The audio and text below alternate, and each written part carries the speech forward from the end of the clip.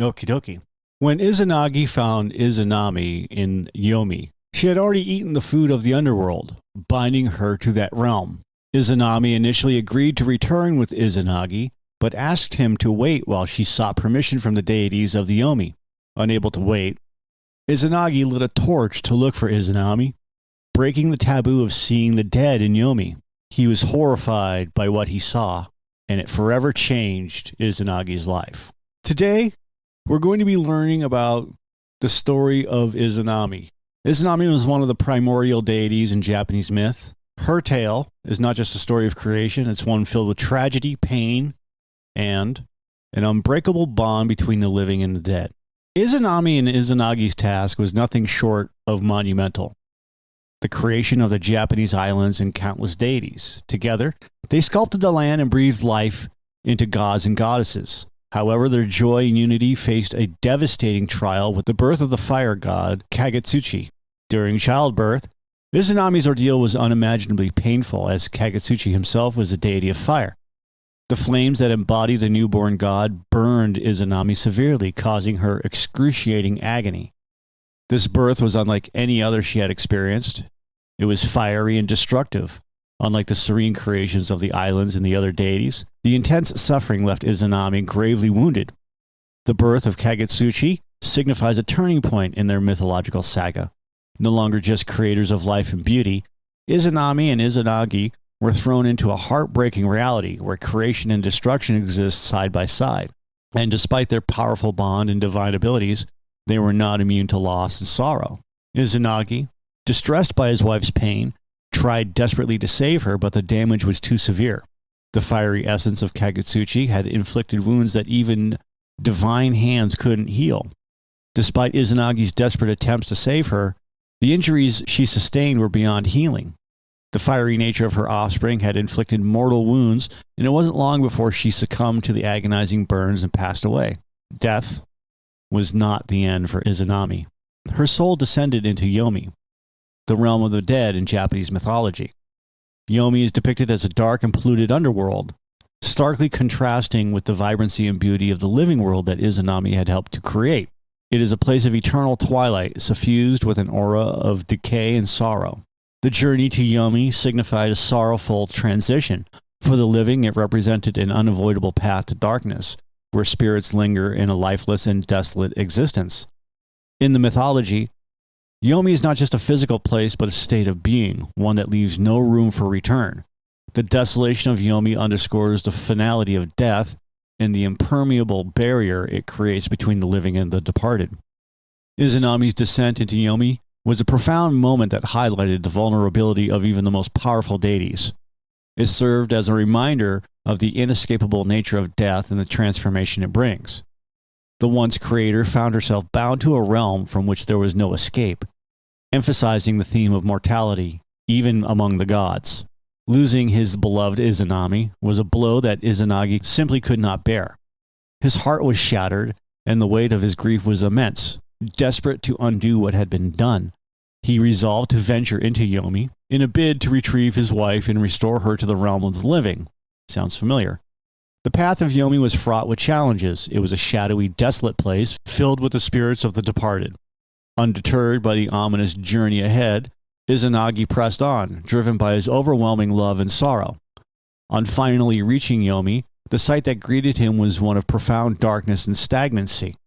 Despite the forbidding environment, he called out for Izanami, hoping against hope that she might still be the vibrant being he remembered. To his relief, Izanami responded to his calls. Though her voice was tinged with sadness, it held a hint of the warmth he so dearly missed. She revealed that she had consumed the food of the underworld, which had unfortunately bound her to Yomi forever. However, touched by Izanagi's devotion and moved by her enduring love, she agreed to try and return with him. She asked him to wait while she sought permission from the deities of Yomi for her departure. Yet, this moment of reunion was fragile and fraught with uncertainty. As Izanagi waited, an impatience began to gnaw at him.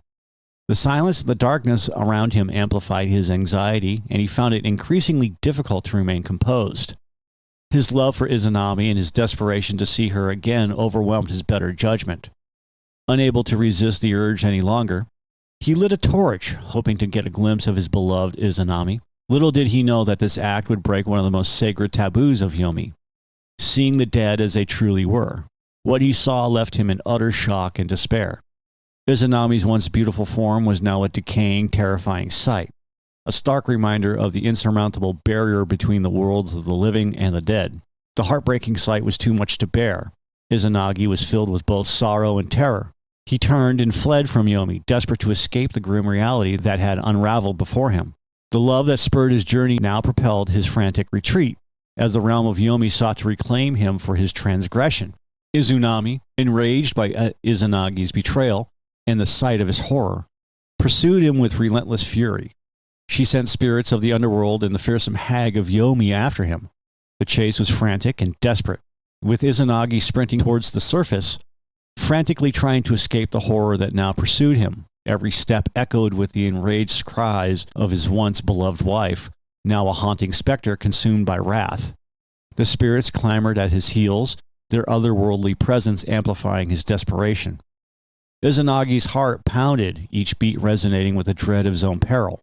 He raced through the twisted pathways of Yomi, determined to return to the light of the living world. The boundary between the realms seemed an insurmountable distance away, but Izanagi pressed on, driven by a singular primal desire to survive. Finally, he reached the entrance of Yomi, the barrier that separated life from death.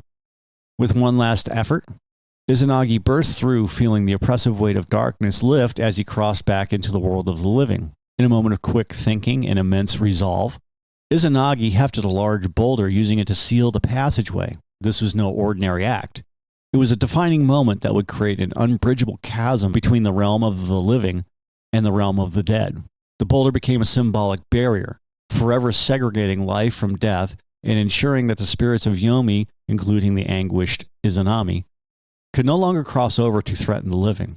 And with this act, Izanagi not only saved himself, but also fortified the barrier between the two worlds that were never meant to coalesce. Sealing the entrance was both a literal and metaphorical severance. It meant the end of his physical union with Izanami and a stark acceptance of their eternal separation. Life and death became domains that, despite their interconnectedness, would remain forever divorced by the impassable threshold Izanagi had created. This moment of sealing Yomi's entrance had profound implications. It underscored the irrevocability of death, a concept deeply embedded in Japanese culture and mythology. It conveyed the inherent balance and delineation between the temporal life we cherish and the inevitable afterlife we must all face. By closing this gateway, Izanagi underscored the natural order, ensuring that the sanctity of life remained untouched by the corruption of death. Izanami, once a loving creator, was now consumed by rage and sorrow. Enraged by Izanagi's actions, his betrayal, and his sealing of the underworld, she cursed him with a vow that would have far-reaching consequences. Izanami swore to take 1,000 lives each day, a grim promise that symbolized her anger and the new role she had adopted in death. This curse wasn't just a sign of her wrath, it was a testament to the irreversible schism between the living and the dead. But Izanagi, unfaltering in his determination, responded with a vow of his own. For every 1,000 lives that Izanami claimed, he would bring forth 1,500 new lives each day. This wasn't just an act of defiance, but a vital cosmic balance that had to be maintained. The two deities, once united in creation, were now locked in an eternal dance between life and death, growth and decay. All right, that's all I got for today. Thanks for listening. If you like it, hit that subscribe button for us. If you don't like it, that's okay too. Other than that, have a great day.